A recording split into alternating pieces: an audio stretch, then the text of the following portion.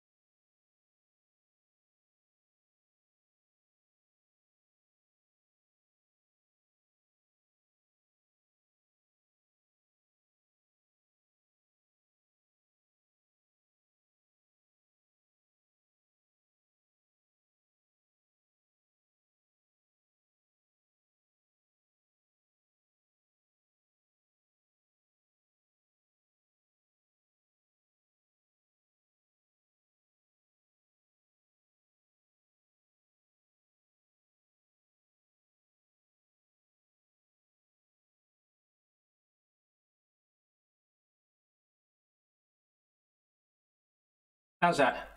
I'm glad I asked. Well, you wouldn't have heard me asking. But yeah, I said if you can't hear me, let me know. So that worked well. Good evening, my friends. How are you all doing? For anyone that's not a regular here, I'm Eric the Plasterer. I've turned my microphone on. And I did say I didn't want to chat for 10 minutes. And no one can hear me. But that's good, it was only a couple of minutes. And I've been a plasterer in South London for 37 years, and I'm here to answer any of your plastering related questions or stuff about tools, anything you like. If you're a potential customer, this is a place to come to find out stuff about plastering, about plasterers, about how much things should cost, and depending where you are in the country.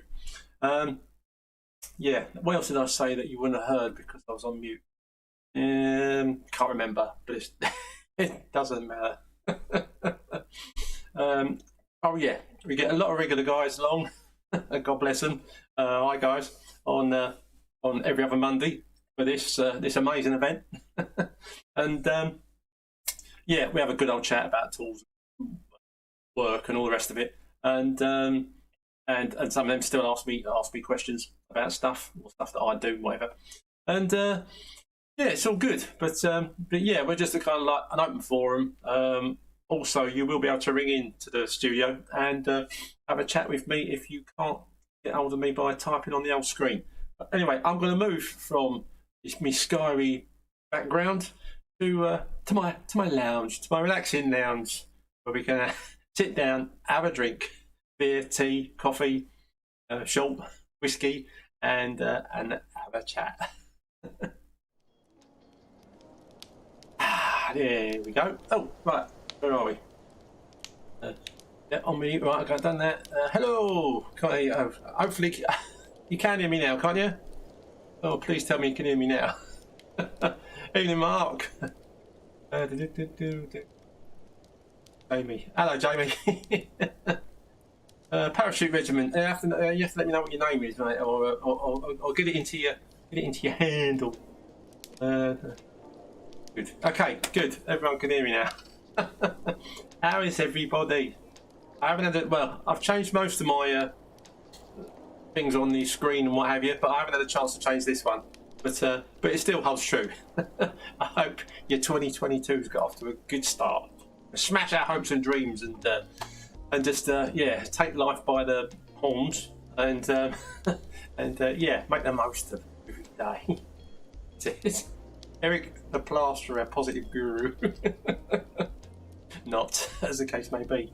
Now it's not Christmas anymore, and it's not New Year. I'm back on the Coca-Cola after polishing off a whole pot of whiskey over Christmas, which, considering I don't drink, quite a record for me.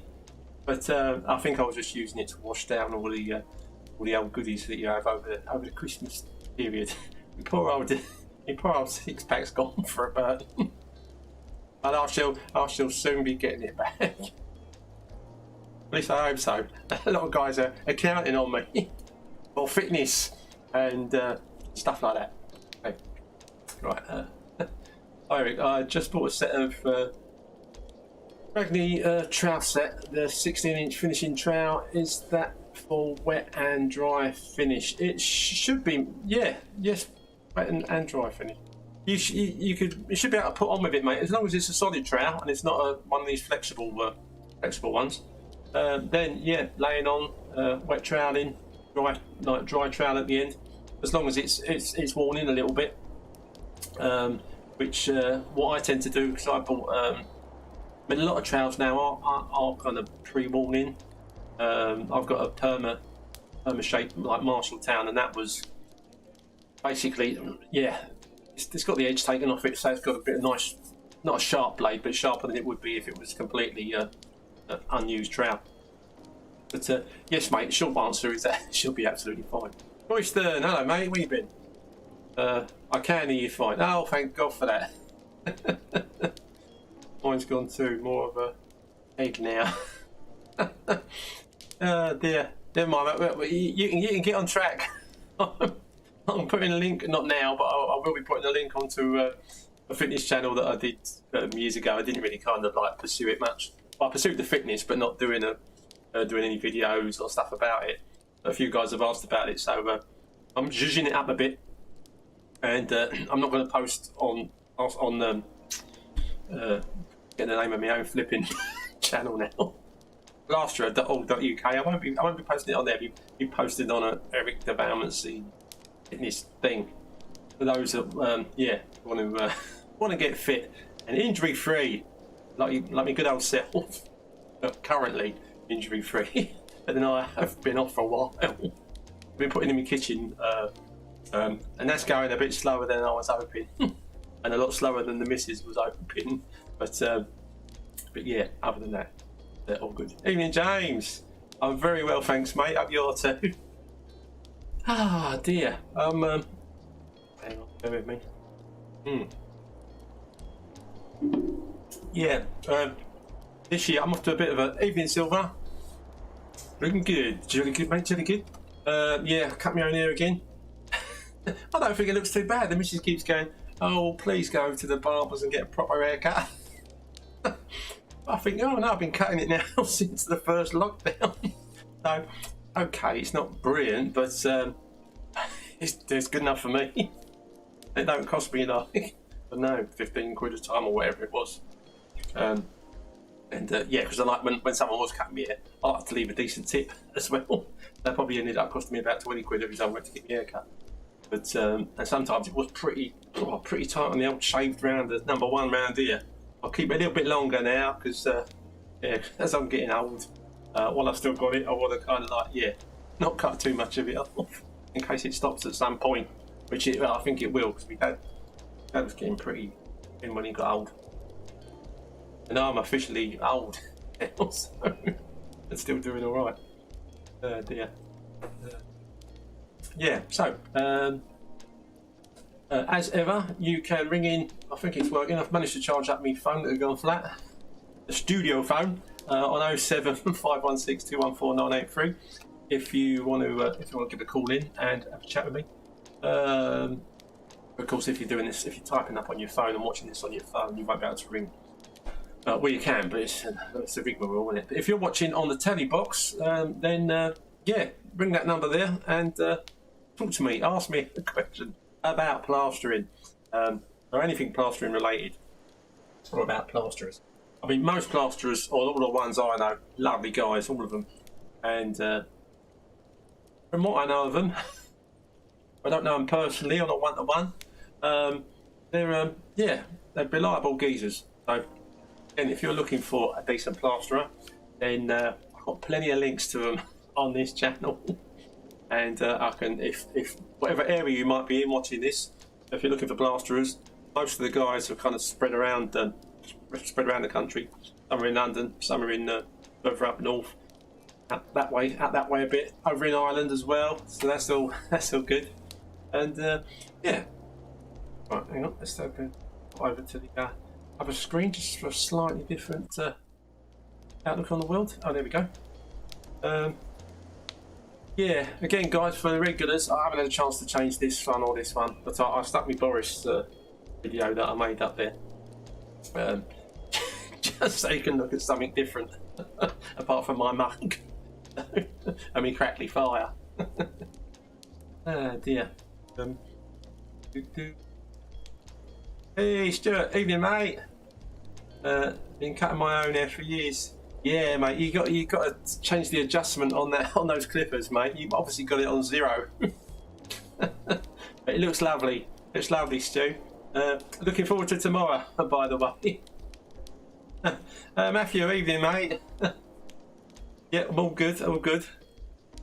Oh, it's not 6 at the minute, mate. There's 2 at the top, and the 2 underneath that are looking a bit sad because I've only just started going back to the gym.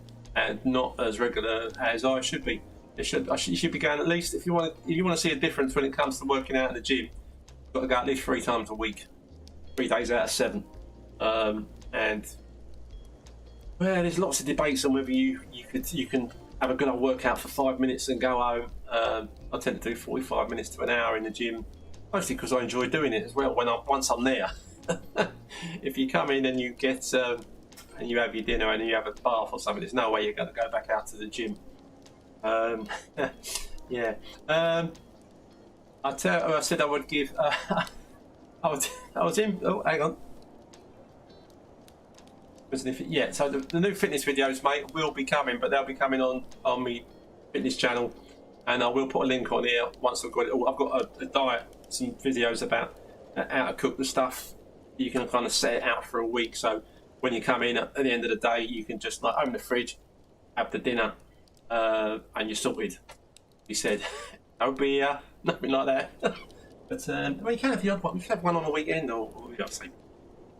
But anyway, that's a different. The health and fitness things are different channel. But although obviously I touch on it on here about keeping you fit, so you can yeah, hopefully remain injury free. Oh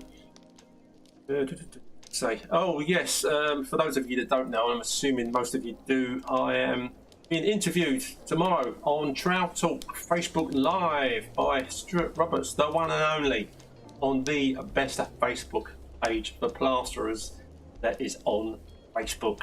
Thank you very much. Well done, Stuart. The bestest, friendliest forum you could possibly go on. I mean, mine's good, but it's not the same. It's not the same. Oh dear. Right. And anyway, that's tomorrow. That's tomorrow night. So everything's coming along at once for me this week.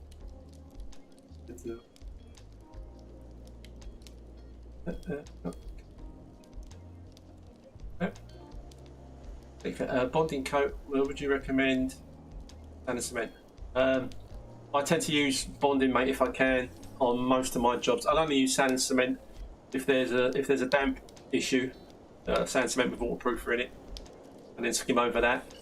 If other than that, unless a customer specifically wants sand and cement for one reason or another, internally, I'm assuming you mean internally, then I'll use sand and cement. But basically, they're bonding every time. Anything that goes off quickly, so you can crack on rather than having to wait. God knows how long, especially in the winter.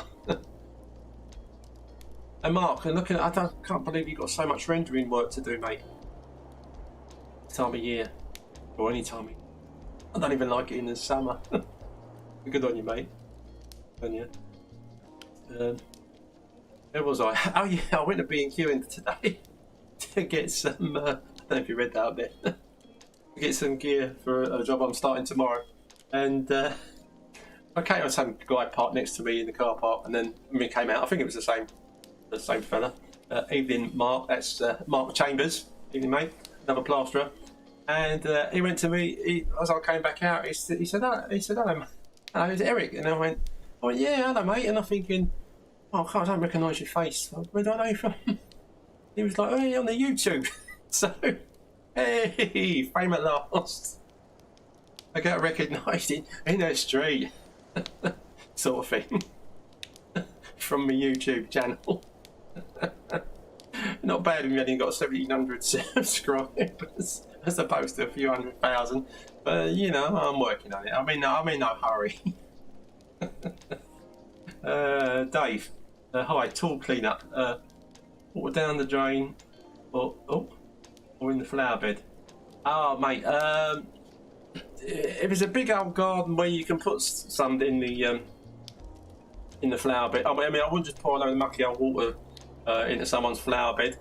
What the other guys that have asked me about it before, what I tend to do, I keep one bucket that I always wash out my whisking or my tools, whatever.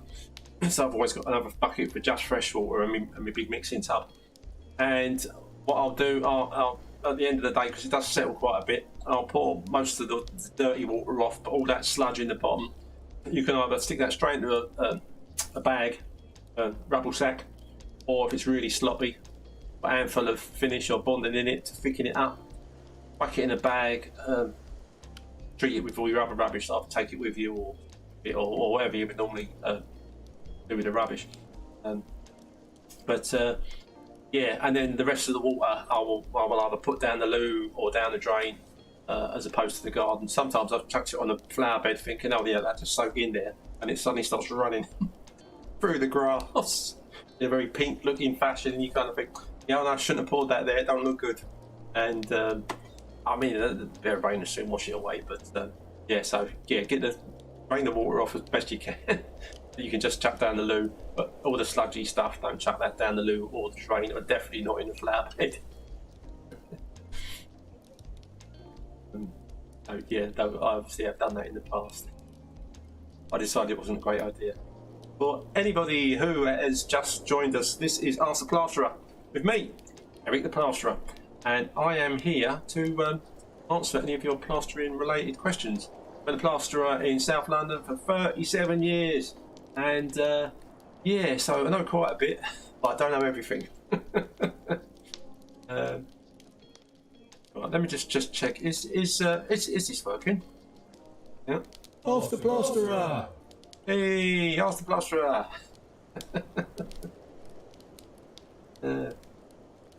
Yeah, do Dave. Yeah, leave the flower bed alone, mate. It's not for some people. I mean, if they're really into their gardens, yeah, they won't like you.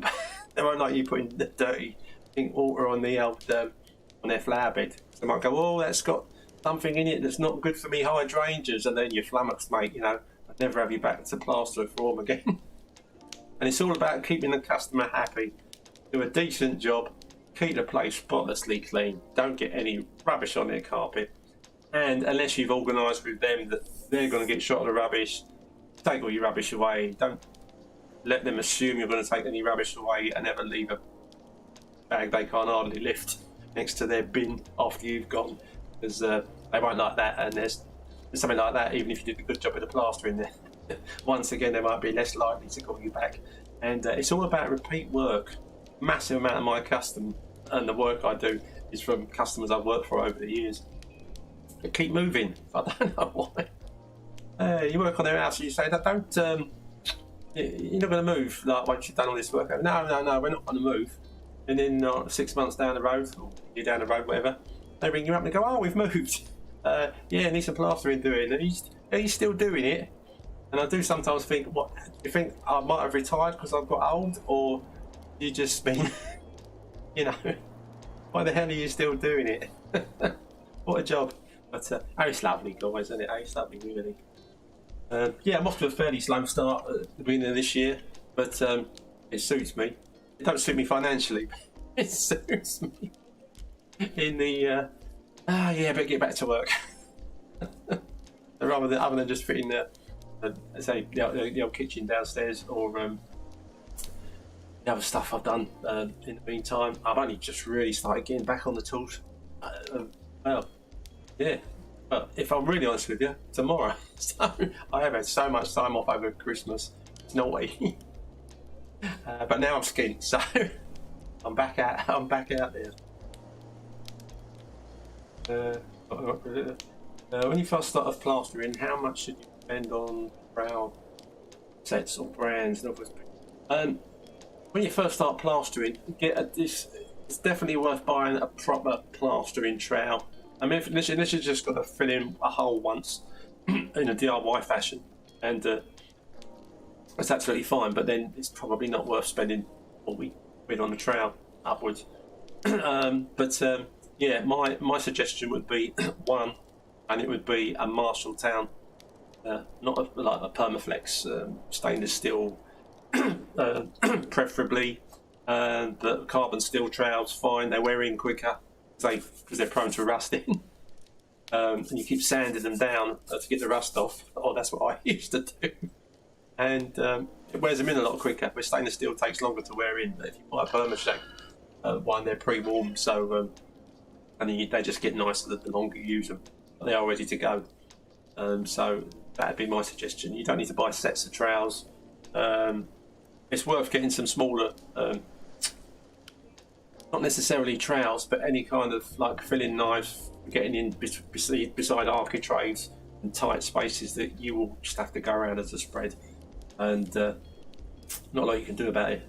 Nobody likes them, but as far as I know. Yeah. So yeah, don't splash out on buying all sorts of different trowels. Because really there isn't a need for it. Probably be a good idea to get a flexible trowel. I use an Ox Ultra Flex, but that is literally just when you're finishing off a wall. Once you've been troweling it up at the water stage and after. Well, not at the first water stage, but after you've gone over it, at least once with water and a more solid trowel or metal blade speed skin, and then use a flexible trowel on that after that. But other than solid trowel and one flexible trowel, and some smaller filling type knives and stuff, it's not worth buying whole sets of types of trowels, because everybody likes different types of trowels depending on what they've tried, what they've used, what they've got used to. But Marshalltown's been around for donkey's years, and it's been an industry standard for a long time, or a lot of these other manufacturers we've even heard of. Northwoods Peachtree, who remodelling? What's that about? Oh, hang on. What's your channel about? I'm a plasterer. It's about plastering. Most of my videos, well, apart from the silly ones I put on there, or the ones plugging Easy Mix, are me plastering. And I don't get them out as often as I should, because because I've filmed a lot of ordinary kind of plastering stuff, and like tomorrow, for example, I'm bonding and skimming a ceiling. I've done a video of that already, and then I'm skimming all the walls, and I've done videos of that already. So it's a kind of pointless thing to video again. So, but a lot of my mates on here and other spreads, they're pumping out videos like at least one a week, and that's great. So, but I do just Ask the Plasterer once a fortnight on a Monday. So yeah, people can ring in and chat. Regular guys come along.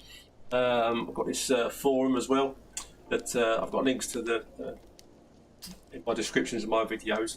If you click on the one for this, it'll send you an invite, and you can become a member on there and chat to me and the other guys. Other than when we do this like on the other Monday night. We do normally spin the dirty water up, fill and lob it down. Yeah, you can spin it up, but I find mine's got a lot of hard lumps in it. By then I know you're spinning it up. You put it down the drain, there's still a lot of hard lumps just sitting on top of the drain hole that you got to pick back off. So, yeah, whatever. It's your boat really. As long as you don't go block someone's drain. But if you want to, that's fine. If they don't ever get you back because of that, and not because you've been plastering, then it. Yeah, no fair.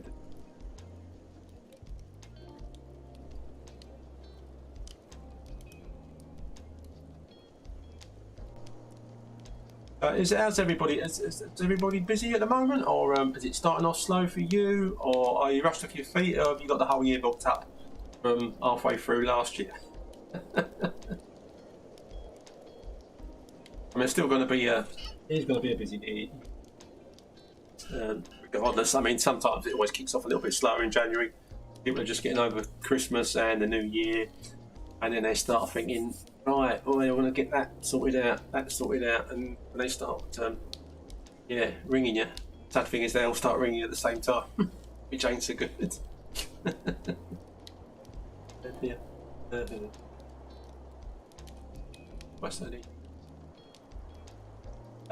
Keep watching the videos, mate, and if you, anytime you can come along to this and ask any questions, and as I say, if you join the forum, 9 times out of 10, if you put something up on there, I'll be seeing it and answering it if one of the other guys isn't. I wouldn't say instantly, but sometimes, yeah, it is instantly. Unless I'm up on my stilts, then yeah, so it's good to be on. Yeah, we can all learn stuff off of each other. Like, anyone that is new that has just joined us, I'm Eric the Plasterer. Been a plasterer for 37 years in South London, and this is a place to come and ask any plastering related questions, whether you're a customer, whether you're DIY, whether you are a novice or you're just starting out plastering, or you want to become a plasterer. Yeah, it's a good place to ask some questions. You can also, if you want to, ring in and talk to me on this number here. Don't get too many guys ring in unless they're watching it on the TV, which then it's easy for them to pick up the phone and call in. But obviously not so easy when you're watching this on your phone.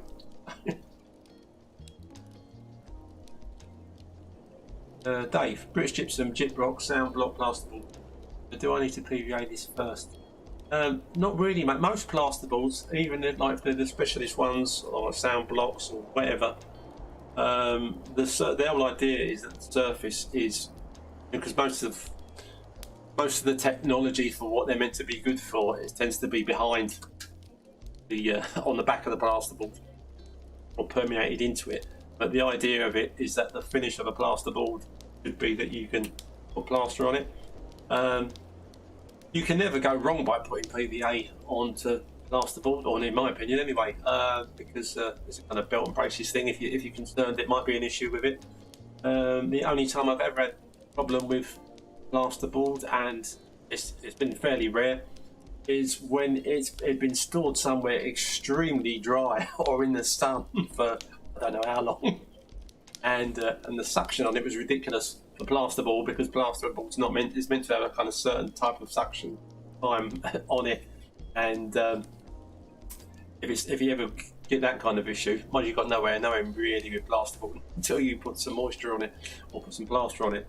But that's the only time you might think, you know what, yeah, I'm going to whack a coat of PVA over that, let it dry, and then do it. But essentially, mate, you don't need to PVA it first. Johnny, evening, my dear. When skimming over bonding, I gave it a good coat of PVA.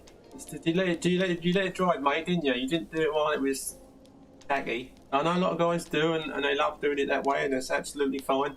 But I used to, but I haven't done it the tacky way for years. I've always put it on neat and let it go proper off.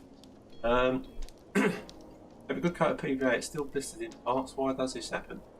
It might be blistering, Johnny, if you're messing about a bit too much or too soon.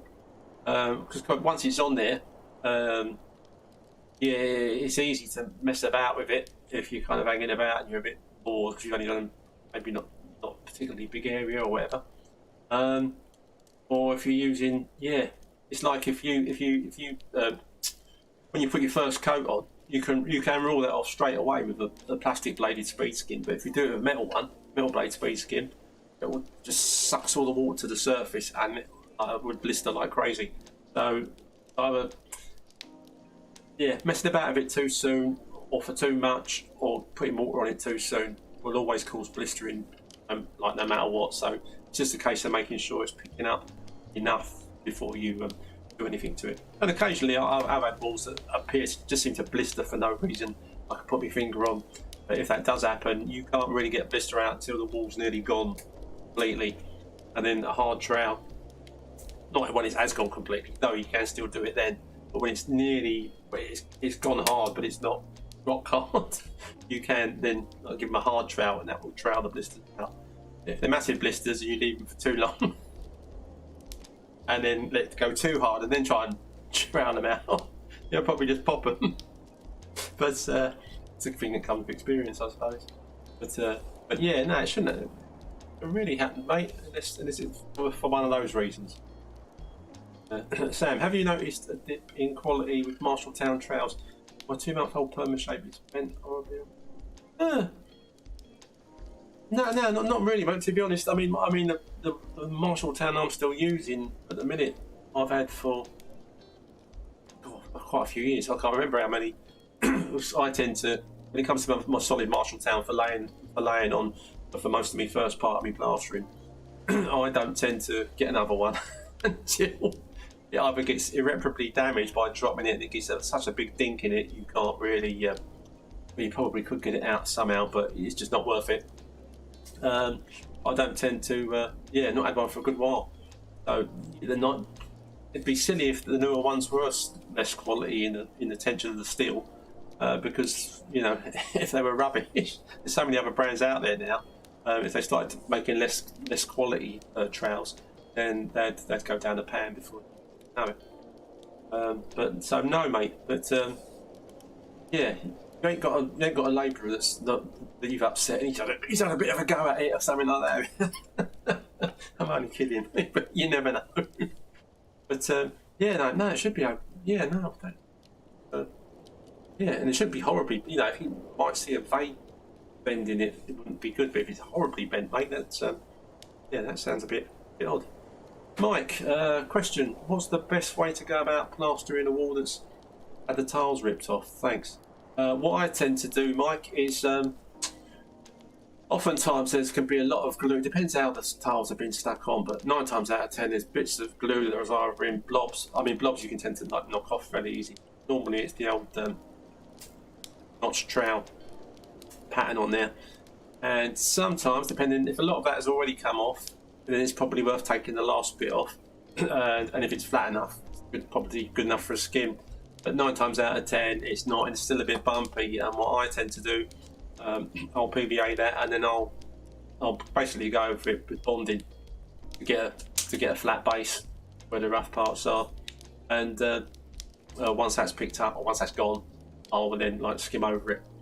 But yeah, sometimes that's a lot quicker than trying to hack off all the glue. And then when you're doing that, sometimes it starts taking off the plaster face anyway, so you're going to end up filling in holes. So you might as well bond over it. I mean, some guys, I think a lot of guys do generally.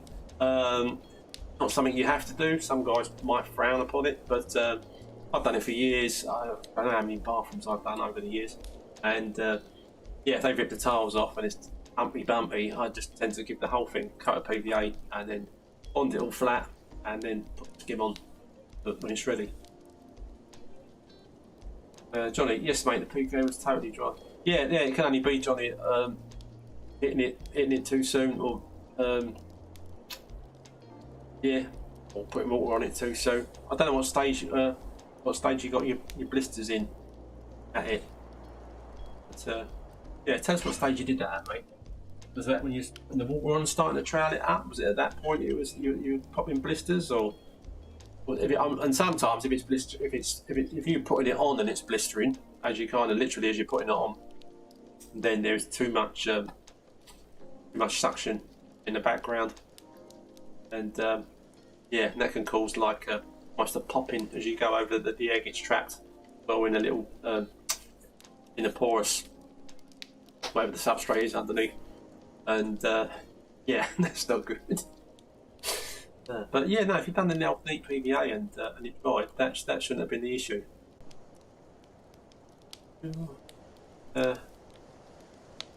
Mick, wallpaper steamer, good for getting tile adhesive off. I don't know if I've ever tried that or not. Obviously, I've taken a steam stripper on jobs, but that's normally when the customer's not taking all the paper off, or I'm anticipating stripping a wall for someone. Just asked me specifically if I could do that before skimming. And but yeah, no, give it a try, mate. I've never. I don't think I've ever tried getting it off with a steam stripper. But I will give it a try.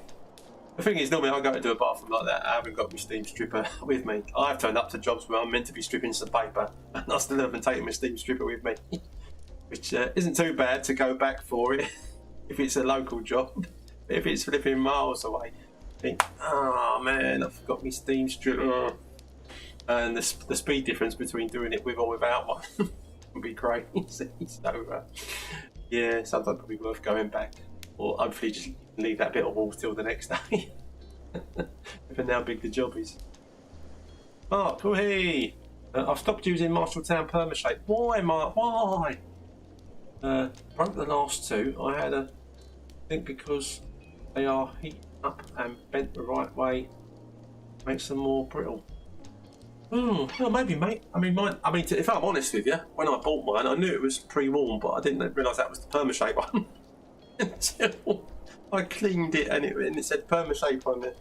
I think it was on the shaft, and I thought, oh yeah, it's Permashape. But mine's been absolutely fine, mate. But yeah, it could be, or they might have started. Yeah, because I mean, when I wear them in, I don't think they. I mean, that really all they're doing is like taking the corners off.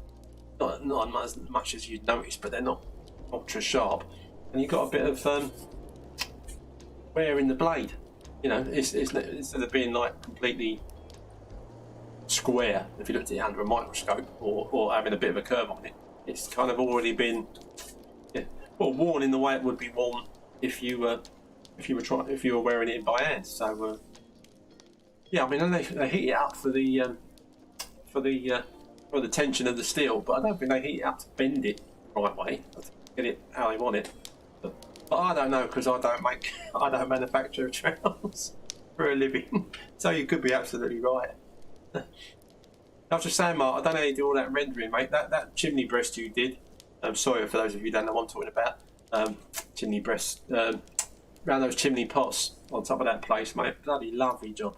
I've never seen so many angled beads. And but that was pucker, mate. Very nice, but must have been. You did more than one as well, didn't you? So after doing one, you'd probably think, oh man, I can't do that all over again. Or woohoo, yeah, I loved it.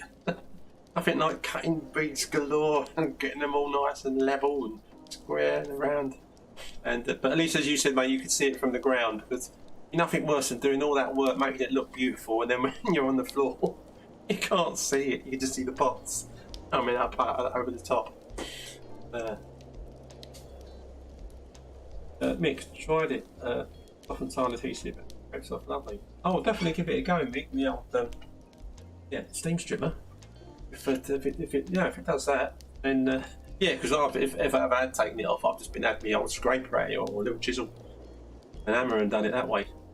That's why I generally tend to just bond over it all and job's done. But no, I will definitely give it a go next time. I bought a new steam stripper not that long ago. Obviously, when they do blow, there always tends to be, I suppose, like anything else, right in the middle, or sometimes right at the start of a job. And again, that's normally a job where you're flipping miles away from being able to maybe get to a shop to buy another one or anything else, and you think, oh man, I've got to now waste a load of time. Now we're trying to find the nearest local place where I can buy a steam stripper, and that's only really annoying when you do that and you get there. They've sold out of steam strippers. There's a little place on the shelf where they should be. You go, oh, sorry mate, yeah, no, they're all gone. Very popular this month, for one reason or another.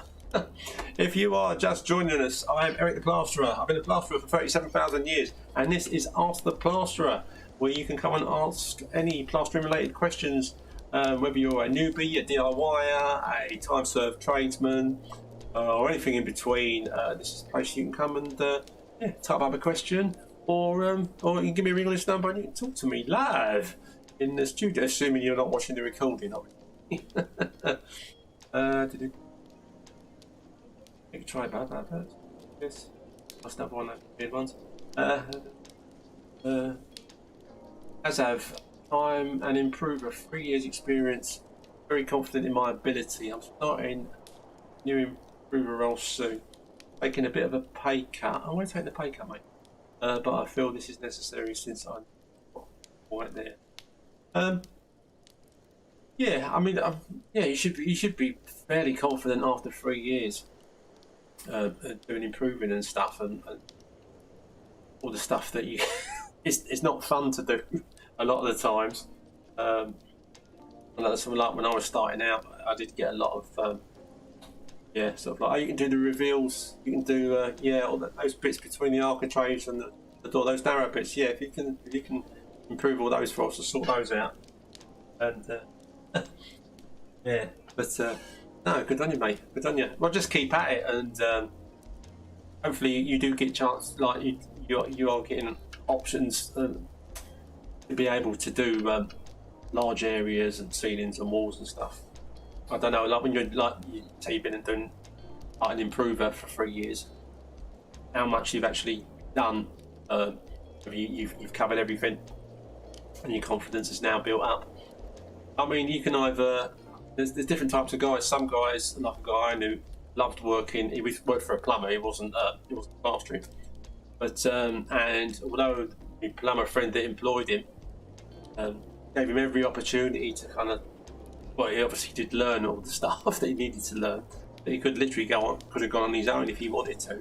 But he was kind of like, oh no, I like to do my whatever the hours were, get my wages and go home, and that's it, and just forget about it. I don't want to be involved in any kind of business or self-employment. And another guy's relished being self-employed, and I found once I became self-employed, you just don't want to go back working for other people. I used to work on site and for building companies and for builders, but generally now I've been domestic plasterer years because it's very nice and it pays well. Customers generally are lovely, and yeah, and if you organise your payment system, okay, you get paid a lot easier.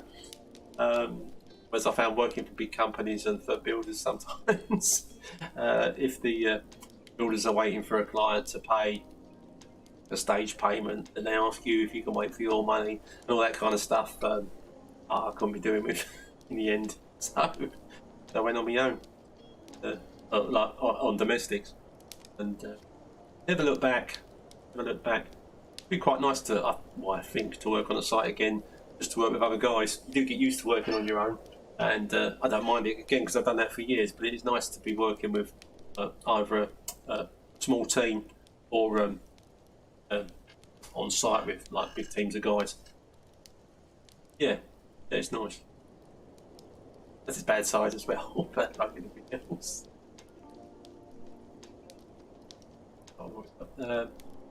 Learn more with this. Oh, that's good, man. That's good. Not learn more, just yeah, because you want to be able to do different things, whether it's large walls, ceilings, to get that experience basically. Because without doing those, obviously you'll never get that experience. So yeah, hopefully that'll be good. Get more, to get more stuff done. Get my own job's just very stressful. I'm 20 with no van, struggle to get material. Oh yeah, being a plasterer without transport is an absolute pain. I've seen one guy, I don't think he's a plasterer, but he's obviously a tradesman of some sort. He's got the tools. He's an older guy. I say older, probably younger than me. But on some kind of like tricycle, almost like those rickshaw things you can get uptown. And he had like a ladder on it, and he had like buckets and tools and stuff. And I thought, oh man, it's bad enough when you can drive to a job and crack on, but when you've got to you get your tools to a job, you've got to get gear there or get it ordered and hopefully delivered there, and it turns up when you want it. Or ideally, you order it prior to the job going on, and as long as the customer's happy to take a delivery of material prior to you getting there to actually do the job, it's all a bit more of a pain. But yeah, hopefully, I don't know if you've learned to drive or not, but if you have, or when you do, doing that and then get any kind of motor. I mean, I did have an old van. I had 2 old vans. My first van, technically it was street worthy, So, someone tried to nick it once, and this is like just going back. I still live at home with my parents, and we lived on an estate where you could kind of look out, and my car should have been just outside the front of my window, my van, and looked across the way, and my mother went to me like, "That's your van's over there," and I thought, oh, some poor soul tried nicking it, but. Yeah, the secret in that particular van was you'd have to pump the brakes 3 times before they worked, which they obviously discovered really quickly. And there's something else dodgy about the engine or the clutch. I can't remember what it was now. But when I first met my missus, then girlfriend, she was kind of like, I picked her up from somewhere in it, and she was kind of like, "What the bloody hell is this?" So. And then I had a slightly more decent van after that, but you can pick up a decent motor. But after that, I tended to use estate cars and then like 4-wheel drives, because I just prefer them to a van. And when I was doing site work, we go uptown on the tube train or on a train anyway. Like, I used to work in big hotels up in town. I worked at Pentonville Prison. Did start driving there at one point. The parking anywhere in London is absolutely ridiculous.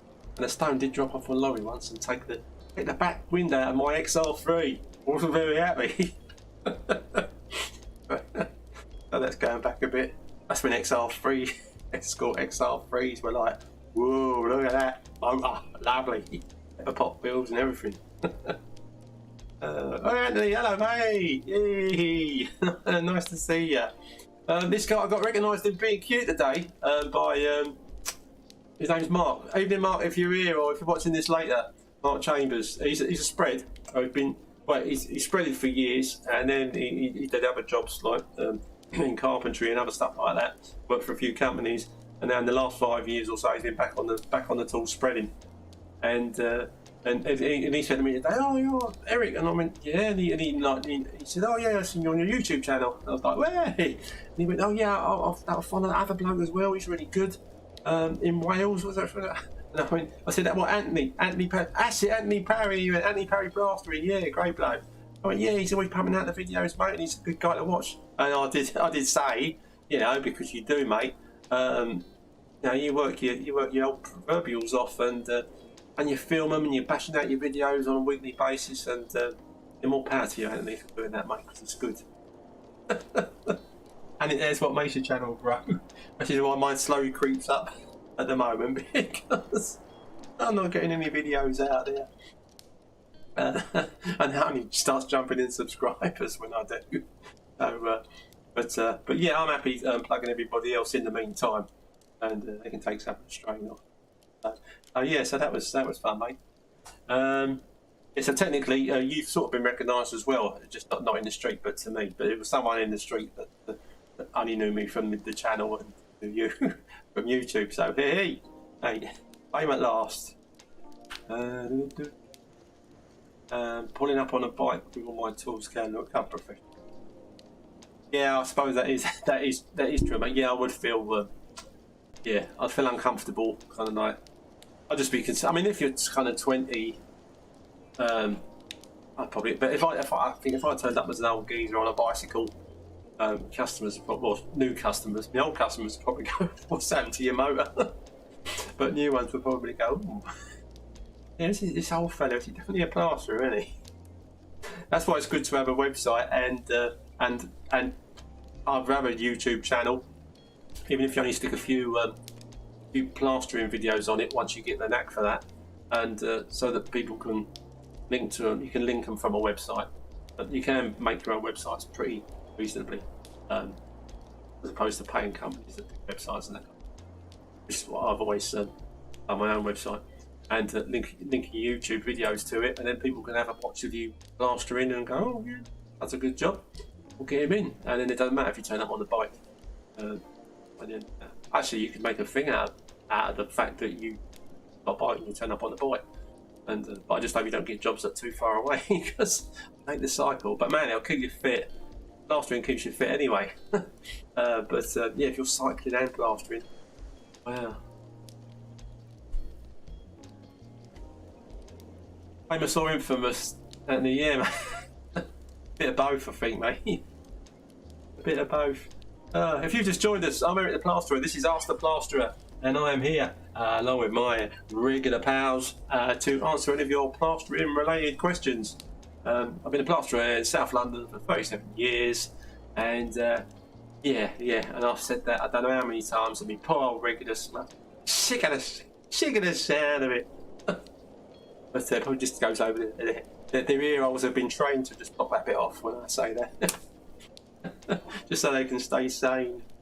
But yeah, so if you're a newbie or time served or a DIYer, then you're welcome along here to ask any questions. There's no stupid questions, unless they was like, you know, should I have a bath in baked beans? Obviously, stupid question and not plastering related. So, but other than that, any other questions about plastering, doesn't matter what it is, ask away. Whether it's about tools, if there's anything that I know, if you've used any new tools lately that, or that maybe just out, that no one's heard of, give me a ring and talk to me, or type it up here and let us know. What do you think? What do I think of sponge float plastering, Dave? If I'm honest, I did sponge floating when I was at college, and then when I got on site, I never did sponge floating ever again. Didn't like the pattern it kind of left, even though it might be nice and smooth. And now guys that I know, and a few that have got good plastering channels as well, that did do quite a lot of sponge floating, and kind of like, yeah, mate, sponge floating, have since gone, well, actually, you know, in my opinion, and I think in some of theirs afterwards, it's kind of like, you don't really need to add sponging up as one of the stages that you're going through when you're plastering a wall. It just gives you more to do at the end of the day, and there's different arguments as to whether it makes the plaster go a bit funny or a bit stronger or a bit weaker, or whether it might or might not improve it, or improve cracking or not cracking. Yeah, sponge floating, definitely not for me. Some guys absolutely hate it and they will slag it off vehemently, but I would never do. I never slag anything off. All plasterers work in different ways, and it's a case of doing what works for you and the way you like to do stuff. And if it works, then I don't have a problem with it. Any information that I give out on this channel or my videos is what I've done for the last 37 years, or the best part of it, say 35 out of 37, and it's worked really well for me. So I kind of think I could get a younger guy come along going, "Oh, you can't do that, mate. No, that ain't going to work." And I'm thinking, I beg to differ, because I've done it so often and it's worked. But yeah, but there you go. But that's life. So yeah. When's my Facebook Live with Stuart? Tomorrow night, mate. I better check the time, because I can't remember what time he's ringing me for it. But yeah, he's interviewing me on the old Facebook Live on the Trowel Talk Plasterers Facebook Plasterers page tomorrow night. He's always asked me about the old fitness and about plastering and when I started and why I started and all that kind of stuff. But yeah, I'll have to wait till then. But yeah, so it's tomorrow. Mate, don't miss it. I think you can only watch it if you're a member of the Trowel Talk group. So if you're not, get on there and and ask to join it. It's similar to this in regarding you can ask anything. It's for newbies as well. It's not about judging your work. It's about helping guys that want to become plasterers or become better plasterers. And the older guys on there will just impart their knowledge to help you become better at what you're doing. And it's a great Facebook page. What's the best, for in my opinion, and a lot of other people's. And it's going from strength to strength. And Stuart was on, I think you saw it, and Needed News on Fixed Radio, being interviewed the other day by old name, Chris Federani, is it? The old plasterer from DIY SOS. So that was good. Have a listen to that if you haven't already. Anybody else that's, don't know about that.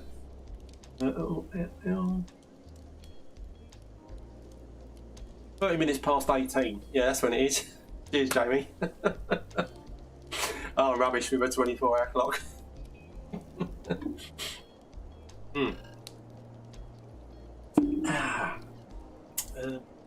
Let's get out of this. Might change the scenery. See, because this lovely window I've got here, this lovely bit of space above me. Years of Plasterer every other Monday. From 7 o'clock. Go on to about 8:30. Don't miss it. Or you get your plastering related questions answered. Anyone wants to ring? Numbers there 07516 214 983. But you probably only need to do that if you're watching me on your box up. I don't think there's anything better on the telly tonight, is there? On a Monday? Or in this day and age, people just take what they want to watch, don't they? Yeah.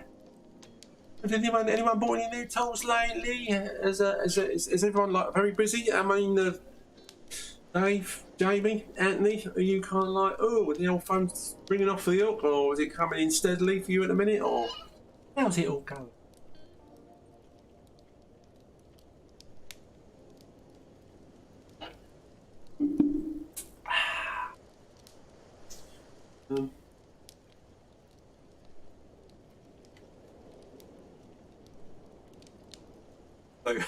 So, Jamie, if I was good at maths, mate, I wouldn't have been a spread. I would have been a chippy, or maybe a pricky. You're more likely to be. I would love to have been a chippy if I was any good at maths.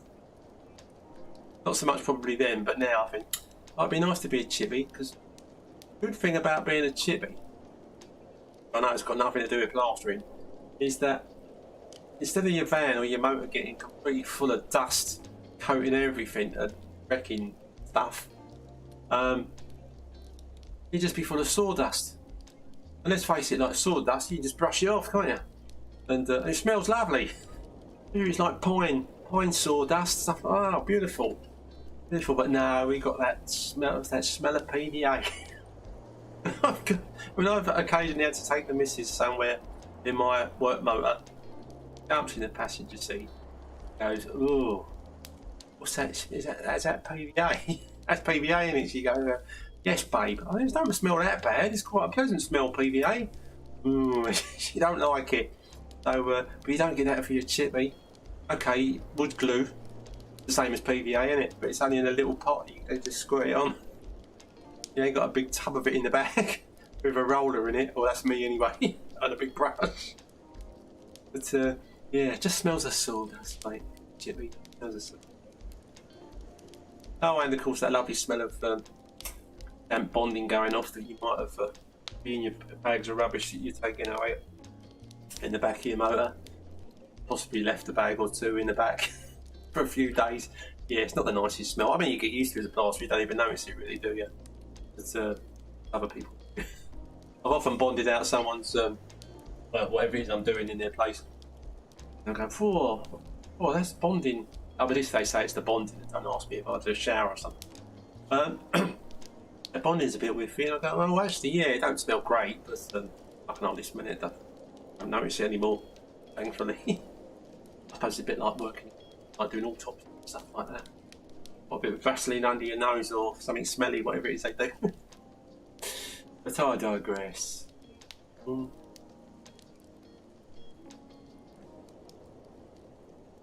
we doing for time? Oh, nearly 8 o'clock. Nearly 8 o'clock.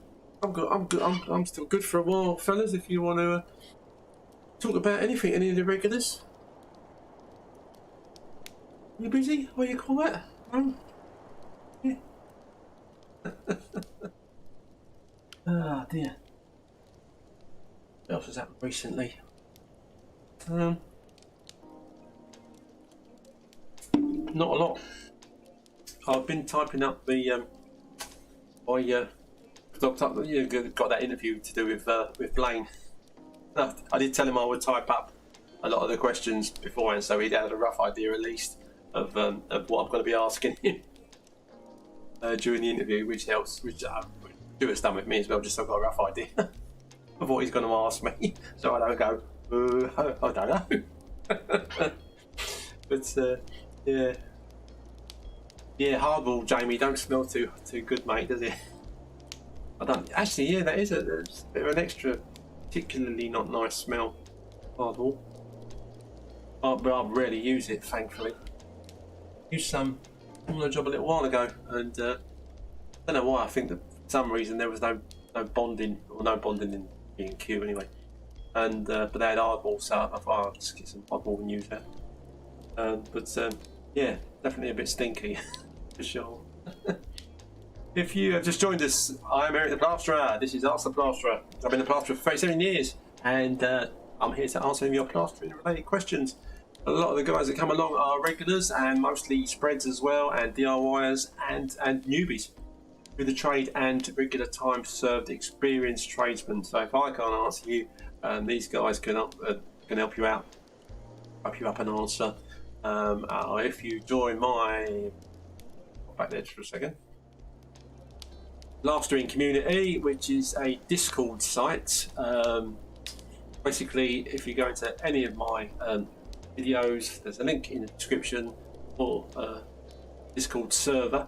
It'll say that on Ask the Plasterer, and you click on that, and it will send you an invite, and you open up your invite and tick a couple of things, and hey, you can chat to me anytime you like, and the other guys are on there as well. So it's very handy. You can put up pictures. I mean, you can video chat on there as well as type chat. You can do whatever you like once you're on there and you become a member. So it's all free. Like subscribing to my channel, it's completely free. I mean, someone said to me, "Oh, I don't subscribe to the channel because I don't want to have to pay." And I said, "Sorry." And some people, most people, I assume don't, but some people assume subscription and subscribers is, well, I don't subscribe to the channel because I don't want to have to pay for it. And you've done well, no, you don't have to pay for it anyway. You can be a subscriber. It's free. It's free, just in case you don't know and you want to subscribe to my channel. It is free. It doesn't cost anything. Might as well get it out there. What is the job you're starting tomorrow? It's just a lounge. It's a guy I've worked for before. He's got quite a big lounge, big bay window. Mind you, and the ceilings are all Artex.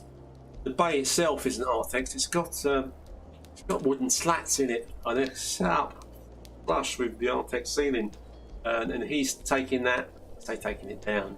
If it's just timber and it is level, I can't remember with the rest of the ceiling. Hopefully he'll just imagine that I need to get some plasterboard on it, won't I? But I don't until I see what he's done tomorrow. Anyway, so I've got to bond and set the ceiling and skim all the walls. A couple of days hopefully to get that bashed out. And if I don't do it in a couple of days, then I'm not earning enough money, so I have to put up my prices or get quicker and stop putting retarder in my plaster just so I can go a bit slower. As you know, is my way. Dave, I have just bought the Rafina Plazy Bachelor Rule 40-inch. I haven't used it yet, but looking forward to giving it a try. Any tips? As with Plazy, is that, I don't know if that is that a metal blade on that, Dave? Rafina Plazy spatula. I mean, most spatulas I think are good as opposed to not using them. I've only ever really been using the speed skims. I've got a 900 and a 1200 metal and plastic blades. Tips with it, basically, with any of them. If it's a plastic bladed affair, you can smooth off your first coat with it. It's just a bigger spatula. It's just like that. It's just a bigger trowel at the end of the day. Speed skim, bigger trowel, two-handed trowel. That's how I view them. And yeah, you can rule off it. If it's plastic, you can rule stuff kind of quickly, like fairly at the beginning. Yeah, back on your first coat is a plastic bladed spatula of any description across something like that, more or less straight away, but not a metal one because that will draw the water up and it'll blister. But yeah, let's know what it is. Any videos planned, mate? What, me, Silver, put out a video of me plastering just because I'm a plasterer with a plasterer's channel? I know I should. But like I said earlier, the job I'm on tomorrow, bonding and skimming the ceiling and skimming the walls. And I've done videos of bonding and skimming the ceiling and skimming walls. I could do a fresh one just so it's slightly different. But yeah, nothing's nothing. And because I've only just getting back into this year, nothing exciting's come up. One particular job that was going to be quite different. The customer there seemed to be in absolutely no hurry whatsoever, and I haven't heard from him in ages now. So I think I've just given up on that one.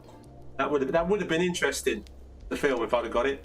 We were talking about putting doubling up stop bees and putting a feature around the bottom of a wall and all that kind of stuff, which is more time consuming and expensive for the customer, obviously. But yeah, it's something that makes a nice change to do, like making a feature in a wall when you're spreading it as opposed to just, you know, flat wall.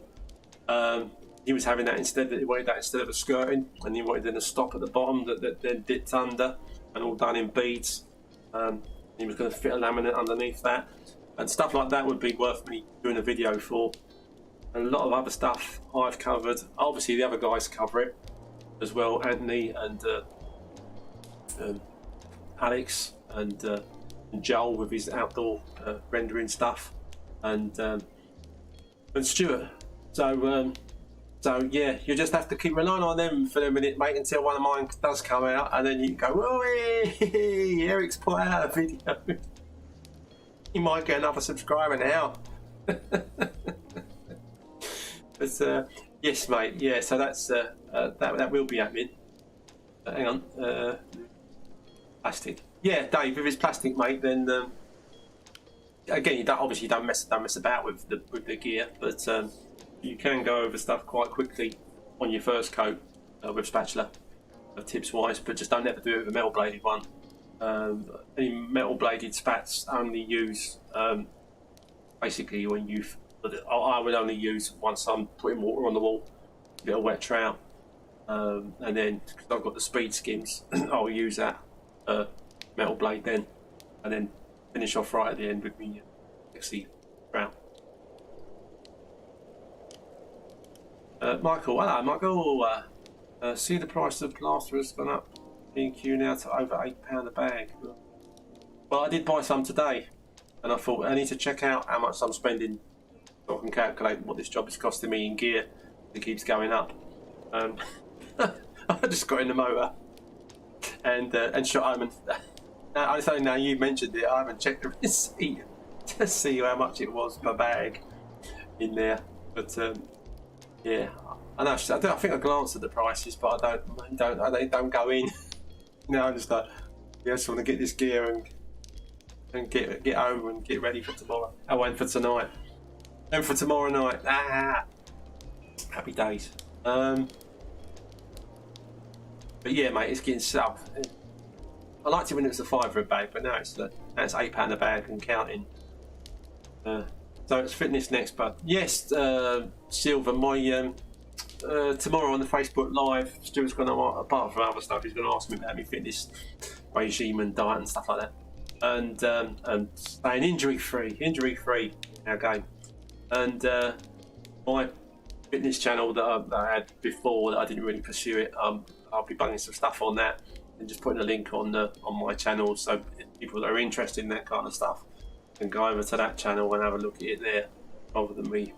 I don't want to start putting fitness videos on my plastering channel, so I'll lose loads of subscribers that haven't signed up for fitness. They've signed up for plastering, learning how to do it, and you know how the professionals do it, and old geezers, but I've been doing it for donkeys. Yeah. Oh yeah, fitness stuff.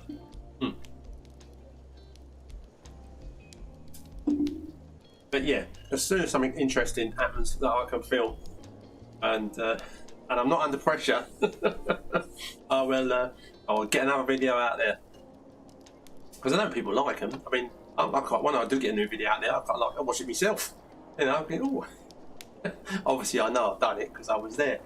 But yeah, no, it is good, and yeah, if I want my channel to grow before everybody else's channel is bigger than mine, not that I would get upset, but that is because they're putting out videos to grow a YouTube channel. For anyone that's listening that's into growing a YouTube channel, you have got to put videos out on a regular basis, preferably on the same day or time, and then the people that follow you or subscribe to your channel know there's, you know, every Tuesday night Anthony Parry's What's Up with Plastering video, hey, and they're there, and the subscribers start going up. Same with Alex, whoa, Skimfos, whee, out there, doing really good. But yeah, what can I say? I say, oh, it's another Ask the Plasterer. That's another fortnight that's gone by. Doing another Ask the Plasterer, but he ain't put a video out plastering. What's he like? What's the matter with the geezer? But yeah, so there you go. Michael, have you ever used render mesh in plaster, i.e. embedded in the first coat? I have a hallway, stairs and landing to plaster and crack to hell. If the walls are cracked to hell, mate, as long as they're, you know, you can punch them and it don't fall off, but then yeah, I would definitely use it. I haven't used it internally in finish myself, but I don't know how long it's been going on for. I mean, I've used the render mesh outside in the first, in the first scratch coat of sand and cement, and it's great stuff, because the garage wall I was going over, that had some nasty cracks in it. Again, the wall was solid, but cracks were kind of like, I put a mesh on that. So yeah, a lot of the guys use the mesh for skimming over badly cracked walls. I mean, some guys use it skimming over all their walls, but it's another expense that if it's not really needed, in my opinion, it seems a bit silly to use it or add that to your job. But yeah, but if it's badly cracked, mate, I'd definitely recommend using it on that wall. But much less chance of any cracks coming through, other than the possible very fine hairline cracks that sometimes you just get in large expanses of plaster, because there's no real expansion joints in large areas of plasters, and stuff moves. But fortunately, most of those really fine cracks that might appear in any kind of finished skim fill in with paint. Thank God. So yeah, but yeah, so use the mesh, mate, inside definitely. If I was going over a badly cracked wall internally, I would put the mesh in my first coat. You can buy different thicknesses of mesh. Just make sure you don't buy a really silly thick one. That's more for like outdoor stuff. I'm assuming these rubbishy kind of things that come up, obviously they don't do anything on here. Because if they were on an ordinary site and you clicked on them, it'd take you to some crazy dodgy page. But, I just ignore them. They're not worth trying to delete. Well, as far as I know.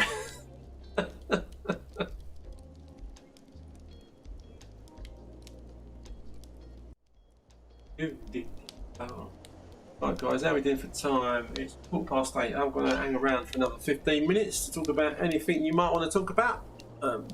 Just generally plastering related, or tools related, or yeah, whether or not, no one's told me whether or not they're busy or quiet, or slowly ticking over, or things are picking up, or what at the minute. So drop me a line.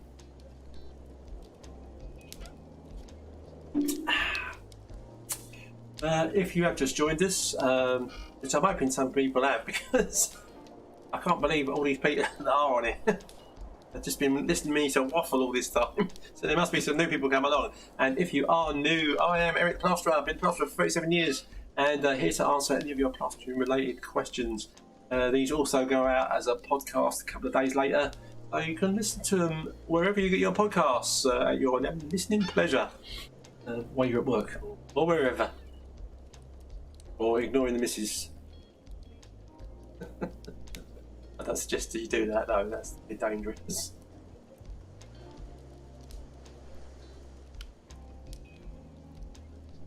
Yeah, no, lightweight mesh mod. Yeah. Lovely stuff, mate. But yeah, if you watch the video of me using a render mesh on the side of this garage, and it was going so well. One of the last bits I was putting on, I was putting it on, like I was laying it across, which is like a bit difficult anyway. It's just easy to drop it down like wallpapering. I thought, no, I'm going to do the top, and I'll just go right the way along the top first. But the last bit I was doing, as you'll see if you have watched or watched the video, it was getting a bit tight and it was drying out a bit because it was on 2 really hot days in the summer, and it just came peeling back off. Wow, it wasn't good. But I managed to stick it back on again and it's absolutely fine. Yeah, that was fun. Silver, yeah. When are you using PVA? No, anybody bulk buying? Oh, we're getting a PVA. Yeah, no, it probably is worth bulk buying it on from Everbuild or somewhere on Amazon. Well, one of my links, obviously. But yeah, no, I haven't been.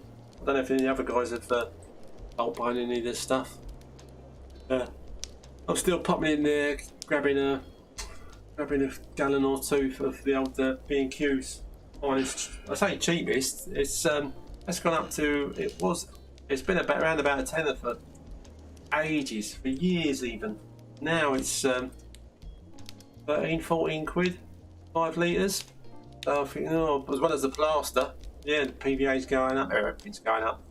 I've still thankfully got masses of stock beads now, thin coat ones, and render beads that I bought in bulk. That was on Amazon, up the garage. And they're lasting well. I just top up the tube that I've got on top of my motor, which is just a tube of waste pipe, the narrow one. Just right to fit a kind of the old cardboard tube in with the old beads in.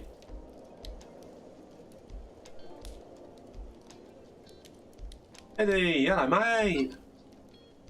PVA, blah, blah, blah, blah. Eddie, yes. Busy mate. Oh, good. I don't rush, lol. I'm like you. What do you mean? Like me.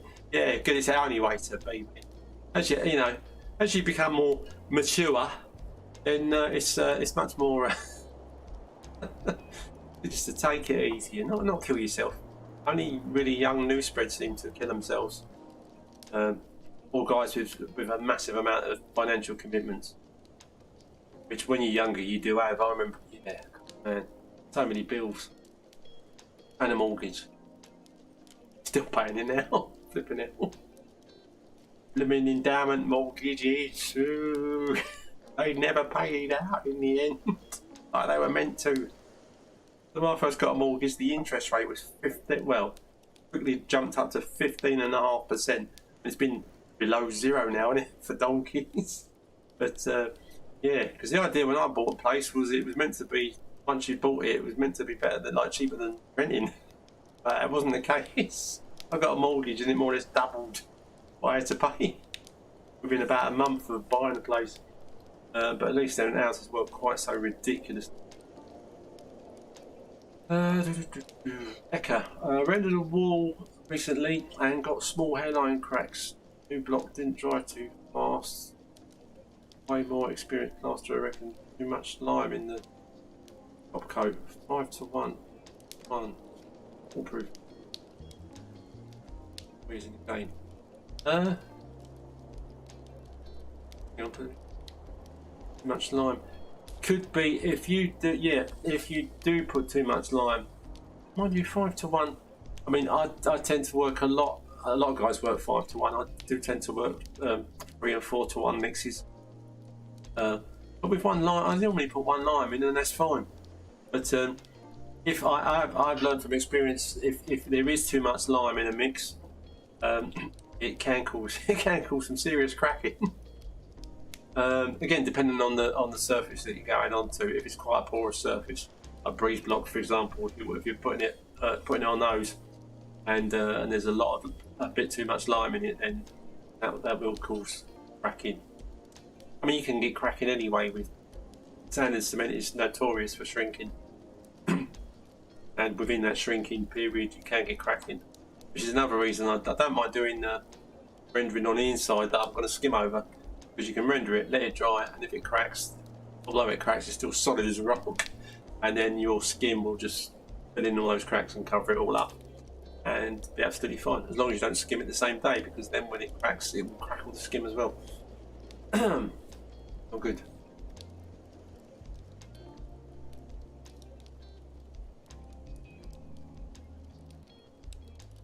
Well, Royston, back again from Dad Taxi. Oh, you've been Dad Taxiing, mate. I mean, luckily my girl's now at an age, well, the oldest one's married, the second one's, well, going along that way. She's still at home, but they both drive. But, well, back in the day, mate, I mean, I used to have a Chrysler, well, lucky it was second hand, but it was lovely. I used to have a Chrysler, I couldn't afford to run one now.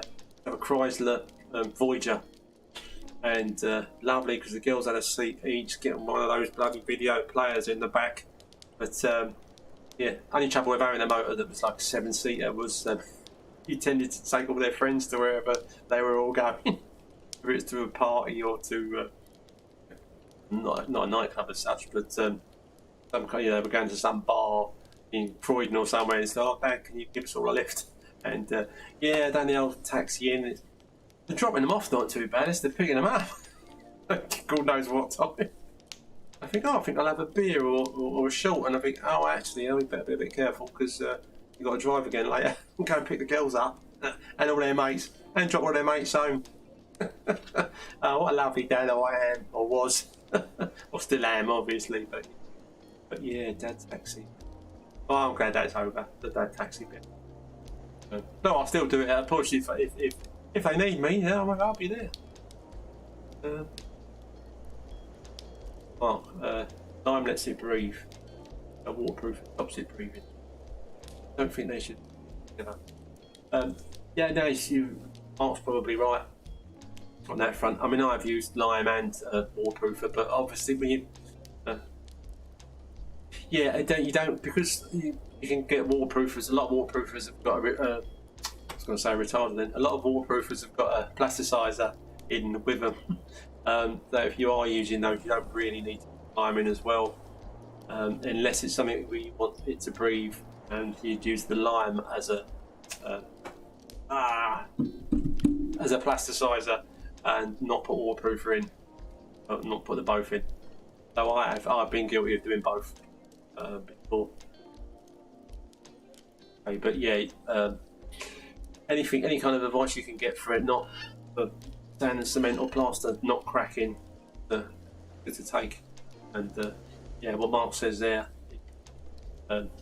yeah, lime is flexible, unlike cement, which isn't. And a lot of guys will that do a lot of rendering and stuff, like proper rendering, not the silicon stuff. Cement is the devil, because especially if you're talking renovators, because it sets so hard, and it's got no flexibility. Whereas the lime plastering is much more flexible, which is why it needs to be used on older houses, especially single-skinned brick wall places and stuff. So, do you ever put fibres in your scratch coat? Personally, me, no, I never have done. I know back in the day they put horsehair and stuff in external and internal plaster. You can buy fibres to put into all sorts of gear now, but yes, not something I've ever done. And in this stage of my life, I probably wouldn't bother. But before I was new to it, and probably give it a try and see if I liked it, and if it was better at stopping cracking, or the chances of cracking, then I might use it. But at this stage of the game for me, I think I had no major problems. So at that time, Yeah, I've done all that.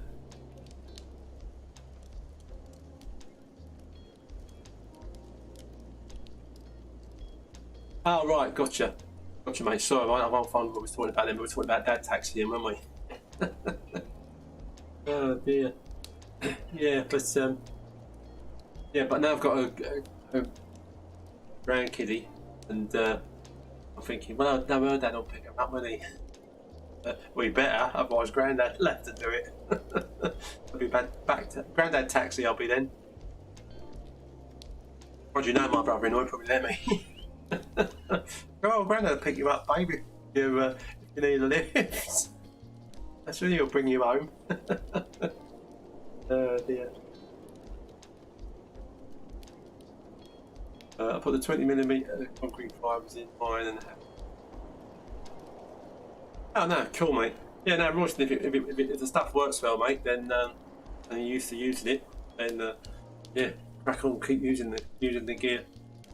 Yeah, and yeah, anyone else that wants to go putting fibres in their stuff, yeah, then go for it. No problem at all. Yeah, it's just something for me personally that I'd say now. I kind of think I'm too lazy a plasterer in that respect to mess about with something like that. Unless a customer specifically said, "Oh, can you put? I've heard about these fibres and stuff, and I'd really want you to put it in the gear." And then I said, "Yep, no problem at all. Charge me more money. I'll pay for the fibres." But yeah. How are we doing for time? Have I run? Well, another 3 minutes, guys, and then I'll knock it on the head. If you are just joining us, I'm Eric Plasterer. This is Ask the Plasterer. You can call me on this number if you want to talk to me in the studio. Been a plasterer for 37 years in South London, and I'm here to answer any of your plastering related questions, whether you're a customer, a newbie, what are the others? Time served spread, or a DIY. Anyone at all can ask questions about plastering, and do my best to answer them. We start at 7. I tend to finish about 8:30. So if you do want to ask me something, you've got about 3 minutes. Well, now I think it's 2. Otherwise, my wife won't speak to me if I spend too long on Ask the Plasterer, chatting with my mates and anyone else who knows me. So this also goes out as a podcast about a day later, and so you can listen to it wherever you get your podcasts. My channel is is this one? Plasterer.org.uk. That is also the name of my website. If you type that in and you're on Google, it should take you to my website, which obviously links to my channel as well. If you're in YouTube and you type it, then you will get my channel or my mug coming up somewhere. Isn't a bad thing, or is it? And yeah, to all the regular guys and anyone that's come along tonight, thanks very much for coming. I do appreciate your patronage of my channel and of Ask the Plasterer, which is every other Monday from 7 o'clock. Cheers, Mark, as usual. Cheers, Royston. Cheers, Edgar. Cheers, Silver. Cheers, everybody. Oh, there's no Diggity tonight. Oh, hope he's all right. Diggity's normally like he's the first one out of the blocks on Ask the Plasterer tonight, but yeah, I'm pretty sure he'll drop us a line to let us know he's all good.